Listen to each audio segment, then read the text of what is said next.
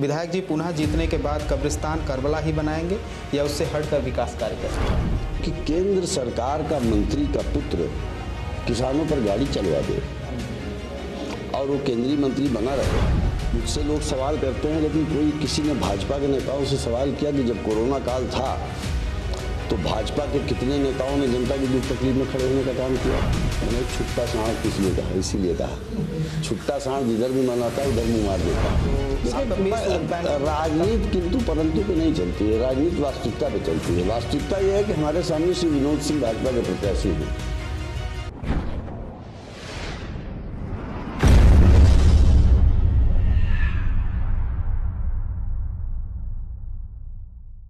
नमस्कार, आदाब। इस वक्त हम मौजूद हैं 188 विधानसभा सुल्तानपुर में। आज हमारे साथ में है सुल्तानपुर से 188 विधानसभा से 2 बार के विधायक रहे और वर्तमान समय में समाजवादी पार्टी से ही प्रत्याशी हैं अनूप संडा जी। आज इनसे हम बात करेंगे और जानेंगे किस तरह की रणनीति होगी सुल्तानपुर के 188 विधानसभा क्षेत्र में और क्या होंगे मुद्दे। बहुत बहुत स्वागत है आपका हमारे। बहुत धन्यवाद आप। सर, ये सबसे पहला जो सवाल है आपसे कि आपकी शुरुआत राजनीति में कहाँ से हुई और आप किससे प्रेरित हैं? देखिए, हम लोग डॉक्टर राम मनोहर लोहिया की समाजवादी विचारधारा से प्रभावित लोग हैं जी, जिन्होंने समाजवाद की परिभाषा दी थी कि समता और संपन्नता युक्त समाज का निर्माण ही समाजवाद की मूल परिकल्पना है जी। उस आधार पर राजनीति करने का प्रयास हम लोग कर रहे हैं। वर्तमान में आप जानते हैं कि माननीय श्री अखिलेश यादव के जिसके राष्ट्रीय अध्यक्ष हैं, समाजवादी पार्टी से मैं प्रत्याशी हूं और भारत के प्रख्यात समाजवादी चिंतक श्री रघु ठाकुर जी, उनके वैचारिक शिष्य हम लोग हैं। आपकी शुरुआत के बारे में थोड़ा सा बताइए, राजनीतिक शुरुआत। देखिए, राजनीतिक शुरुआत तो मेरे जीवन की 1985 के आसपास ही हो गई थी जी। स्वर्गीय राजनारायण जी बहुत विख्यात समाजवादी नेता थे जिन्होंने श्रीमती इंदिरा गांधी भारत की प्रधानमंत्री को रायबरेली से चुनाव में हराया था। उनकी पार्टी से हम लोगों ने काम करना शुरू किया था। 2000 के बाद स्थानीय स्तर पर सक्रियता ज़्यादा बढ़ी और हमारी राजनीति का मूल आधार समाज का वो वंचित वर्ग रहा जिसके दुख दर्द को कोई नहीं समझता है जी। पटरी, गुमटी, ठेला दुकानदार। आरोप भी लगते रहे हैं कि जाम लगता है आपकी वजह से। वो आरोप ही इन गुमटी, हाँ, आरोप ही हैं वो जी, क्योंकि राजनीति हमेशा आरोपों और दावों के बीच में चला करती है जी। तो वो आरोप हैं, लेकिन उन आरोपों को मैं जानता हूं कि उनमें सच्चाई नहीं है। किस तरह से मुकाबला करेंगे इस बार इन सभी आरोपों को लेकर के 2028 नहीं, ये आरोप नहीं है और इनका मुकाबला करने के इन आरोपों का सीधा जवाब ये है कि 5 साल में विधायक नहीं था जी, तो वो सरकार जो थी और वो सरकार पटरी गुमटी ठेले वालों की सरकार नहीं थी। उन्होंने शहर में क्या कर दिया? शहर का जाम जो 2017 में था अनूप संडा के विधायक रहते समय जी, अनूप संडा के विधायक पद से हटने के बाद उस जाम की समस्या और ज़्यादा बढ़ी है।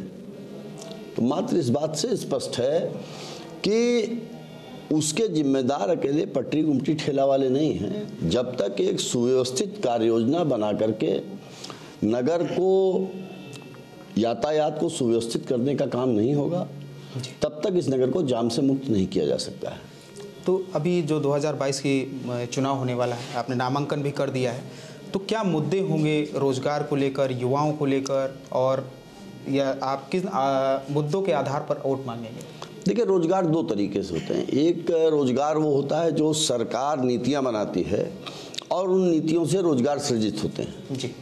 हमारे नेता श्री अखिलेश यादव ने दावा किया है, वादा किया है कि 2022 में हमारी सरकार अगर बनेगी तो 22 लाख रोजगारों का सृजन अकेले आईटी क्षेत्र में करेंगे।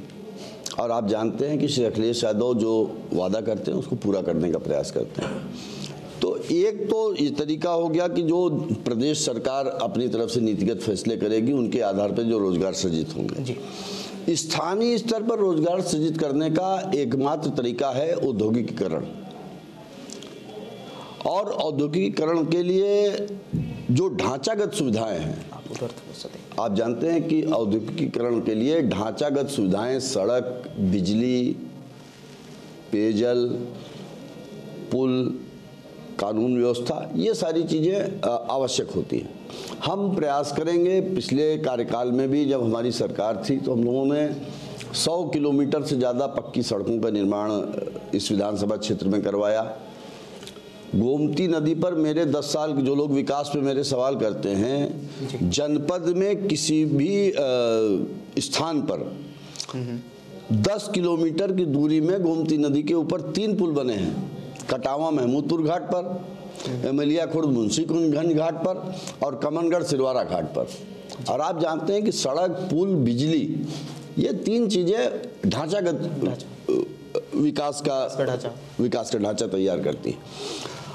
विद्युत व्यवस्था में विद्युत वितरण के क्षेत्र में सुदृढ़ता लाने के लिए 4 बिजली के सब स्टेशन मेरे कार्यकाल में, एक शंकरगढ़ में, एक रामनगर कोट में, एक लोलेपुर में और एक पकड़ी में, ये 4 विद्युत सब स्टेशन नए लगाए गए हैं।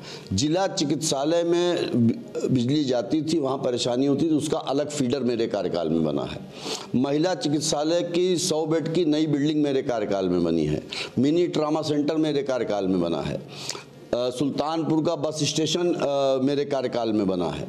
सुल्तानपुर नगर में पेयजल की व्यवस्था को सुदृढ़ करने के लिए एक व्यक्ति को औसतन प्रतिदिन 135 लीटर शुद्ध पेयजल की खपत करता है। सुल्तानपुर की जलापूर्ति की जो व्यवस्था थी उसमें एक व्यक्ति के ऊपर 45 लीटर भी पानी नहीं आता था। उस व्यवस्था में सुधार करने के लिए 32.5 करोड़ रुपए हमारे कार्यकाल में जल निगम को जारी किए गए, जिसमें 6 से ज़्यादा ओवरहेड टैंक बने हैं नगर क्षेत्र में। और आपने एक लिस्ट बनाई हुई है शायद 12 मुद्दे को लेकर के, उन मुद्दों के आधार पर शायद आप लड़ेंगे, ऐसा कुछ भी है? नहीं, हाँ, क्षेत्र के विकास के लिए और जनता के लिए हम लोगों ने प्रमुख तौर पर उसमें क्या है? देखिए, प्रमुख तौर पे इस नगर की यातायात व्यवस्था को दुरुस्त करना है। तो कोई प्लान उस पर बना हुआ है नगर को यातायात को दुरुस्त करने के लिए? देखिए, उसके बारे में हमारा ये मानना है कि एक तो यातायात को सुगम बनाने के लिए ट्रैफिक सिग्नल आवश्यक है, उसके बारे में हमने आधुनिकीकरण। दूसरा, सब्जी मंडी, फल मंडी जो चल रही हैं उनको उचित स्थान पर ले जाने की व्यवस्था। मात्र उनको डंडा हाँक करके डंडे से भगा देना समाधान नहीं है। तो इस बार मतलब 2022 के जो चुनाव, इसमें प्रमुख तौर पर आप जो सब्जी वाले या फल वाले हैं इनको इसके व्यवस्था देंगे? हाँ, व्यवस्था देने का प्रयास होगा। इसके साथ साथ शिक्षा के क्षेत्र में, चूँकि आज ये जो समय है वो प्रोफेशनल एजुकेशन ज़्यादा रोजगार सृजित करती है, तो एक राजकीय पॉलिटेक्निक की स्थापना का हमारा प्रयास है कि अगर हमको मौका मिलता है तो उसकी स्थापना कराएं। एक राजकीय 188 विधानसभा में 188 विधानसभा, एक राजकीय महाविद्यालय कहीं खुले। सुल्तानपुर के स्वास्थ्य के क्षेत्र में जिला चिकित्सालय मात्र रेफरल सेंटर बन करके रह गया है। जो प्राथमिक स्वास्थ्य केंद्र और सामुदायिक स्वास्थ्य केंद्र हैं वहाँ पर जनता को किसी प्रकार की राहत नहीं मिल रही है। उस स्वास्थ्य व्यवस्था को सुदृढ़ करना।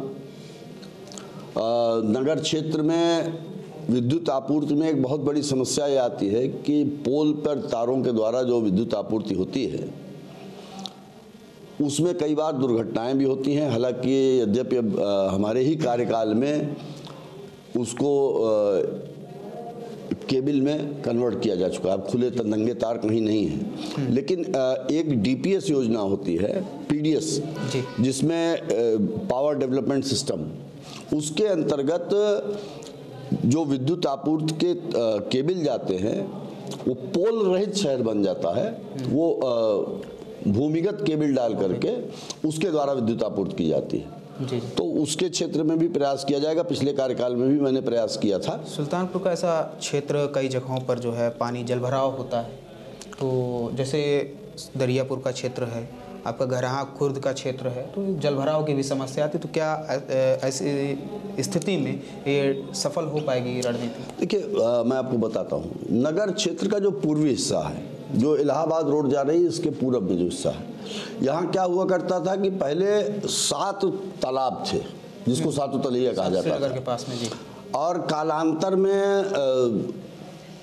अनियोजित विकास के क्रम में धीरे धीरे उन 7 तालाबों को पाट करके प्रॉपर्टी डीलरों ने सब बेच दिया। अब जल निकास की कोई व्यवस्था नहीं है। तो उसके लिए भी मैंने अपने पिछले कार्यकाल में नगर विकास मंत्रालय से प्रयास किया था कि एक पूरी ऐसी योजना बने कि जिसमें बड़े बड़े पक्के नालों का निर्माण हो और उससे पानी निकल सके। लेकिन कार्यकाल हम लोगों का समाप्त हो गया और उस पर काम पूरा नहीं हो पाया जी। तो वो भी मेरे ध्यान में है।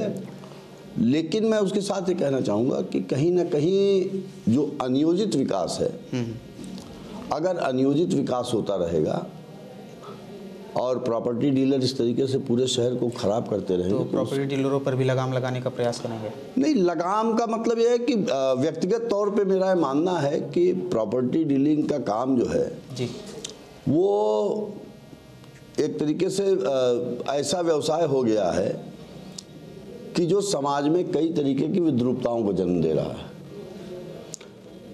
तो यद्यपि उसका मुझे कोई अधिकार नहीं है, लेकिन अगर हमारी सरकार होगी तो हम ये जरूर प्रयास करेंगे कि प्रॉपर्टी डीलिंग के काम के लिए भी कुछ ऐसे नियम बने कि वो नियमों के आधार पर काम करेंगे। अभी हाल ही में आपने एक बयान दिया था, बीजेपी जुमलों की पार्टी है, जो छुट्टा जानवरों को जगह जगह घूम रहे हैं उनको प्रदेश की जनता 10 मार्च को खदेड़ देगी। तो क्या ये छुट्टा जानवरों के लिए तंज कसा था आपने या फिर सीधा आप सरकार पर हमला? नहीं, आप मुझे ये बताइए कि केंद्र सरकार का मंत्री का पुत्र किसानों पर गाड़ी चलवा दे और वो केंद्रीय मंत्री बना रहे,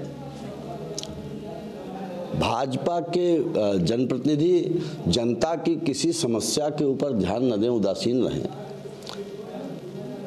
मुझसे लोग सवाल करते हैं, लेकिन कोई किसी ने भाजपा के नेताओं से सवाल किया कि जब कोरोना काल था तो भाजपा के कितने नेताओं ने जनता की दुख तकलीफ में खड़े होने का काम किया? जी। सुल्तानपुर के जिला चिकित्सालय में सैकड़ों लोग बगैर ऑक्सीजन के मारे गए हैं। अब अगर सरकार का आंकड़ा है कि ऑक्सीजन से किसी की मौत नहीं हुई, मैंने छुट्टा सांड किस लिए कहा? इसीलिए कहा छुट्टा सांड जिधर भी मनाता है उधर मुंह मार देता है। सरकार का जिधर मनाता है उधर झूठ बोल देती है। तो मैंने जुमले के जवाब में जुमला ही कहा है। एक प्रकार ये तंज था सरकार को। हाँ, तंज कह लीजिए, जुमला कह लीजिए, या सच्चाई है, व्यंग में छुपी हुई सच्चाई भी है। अभी फिलहाल आपसे बातचीत हुई, हमारे कुछ दर्शकों ने आपसे कुछ सवाल किए हैं। उसमें से एक पहला क्वेश्चन जो है मिराज जी हैं, वो पूछ रहे हैं कि गांव दादूपुर का दौरा कब कीजिएगा आप? नहीं, जल्दी दादूपुर जाएंगे हम लोग, अगले 3-4 दिन के अंदर दादूपुर जाएंगे जी। और दादूपुर के लोगों का मैं शुक्रिया अदा करता हूं, धन्यवाद करता हूं। मुझे मालूम है कि दादूपुर में हर वर्ग, हर समुदाय के लोग समाजवादी पार्टी को वोट देने के लिए तैयार हैं। जल्दी दादूपुर जाएंगे। इसके साथ ही एक अशोक चौरसिया हैं जो कह रहे हैं कि अनूप जी, क्या आप चुनाव जीत पाएंगे? पिछले 10 साल आप विधायक थे, आपने क्या किया?